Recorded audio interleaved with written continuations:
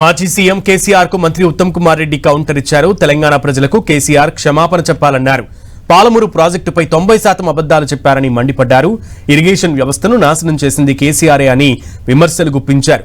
తెలంగాణకు గుండెకాయ అన్న కాళేశ్వరంలో కట్టిన 3 ఏళ్లలోనే కూలిపోయిందని మండిపడ్డారు. పాలమూరు ప్రాజెక్టుపై మాట్లాడిన కేసీఆర్ 10 ఏళ్లలో కల్వకుర్తి, నెట్టంపాడు, భీమాను ఎందుకు పూర్తి చేయలేకపోయారని ఉత్తమ్ కుమార్ ప్రశ్నించారు. కృష్ణా జలాలపై మీకంటే మేమే ఎక్కువగా కొట్లాడుతున్నామని అన్నారు. ఇంత దారుణంగా దుర్మార్గంగా ఎవరన్నా ఇరిగేషన్ సెక్టర్ ని నాశనం చేసినట్టే అది కేసీఆర్ గారు అని చెప్పి మనం చేయాలి. అంటే మనని మన పిల్లల్ని వాళ్ళ పిల్లల్ని తాకట్టు పెట్టి 1,00,000 కోట్లు అప్పు తీసుకొచ్చి ఆ వడ్డీ భారం మన మీద పోపి నామమాత్రం ఆయకట్టు వచ్చింది.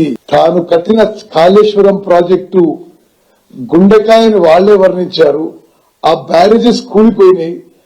ఆ బ్యారేజెస్ కూలిపోవడానికి మాజీ ముఖ్యమంత్రి కారణమని ఒక సుప్రీంకోర్టు జడ్జు మరి ఆయన రిపోర్ట్లు ఇచ్చిన తర్వాత ఇరిగేషన్ లో మళ్లీ మాట్లాడుతున్నారంటే మరి ఏ విధంగా వర్ణించాలో తెలంగాణ ప్రజలు ఆలోచించారు. పాలమూరు రంగారెడ్డి ప్రాజెక్ట్ లో కేసీఆర్ గారు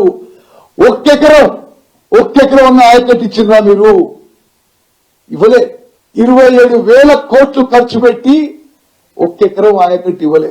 సీతారామ ప్రాజెక్టుకి 8,500 కోట్లు ఖర్చు పెట్టి ఒక్కెకరం ఆయకట్టు ఇవ్వలే.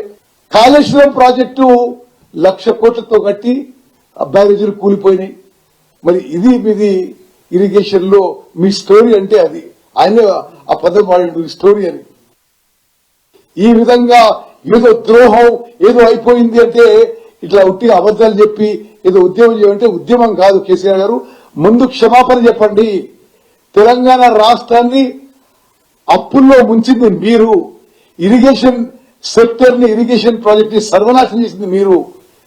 మీ అవినీతికి, మీ కక్కుర్తికి, మీ ఈ కమిషన్ల వ్యవహారానికి, మీ అవగాహన లోపానికి మరి తెలంగాణ రాష్ట్రం ఇరిగేషన్ శాఖలో చాలా నష్టపోయిందని చెప్పి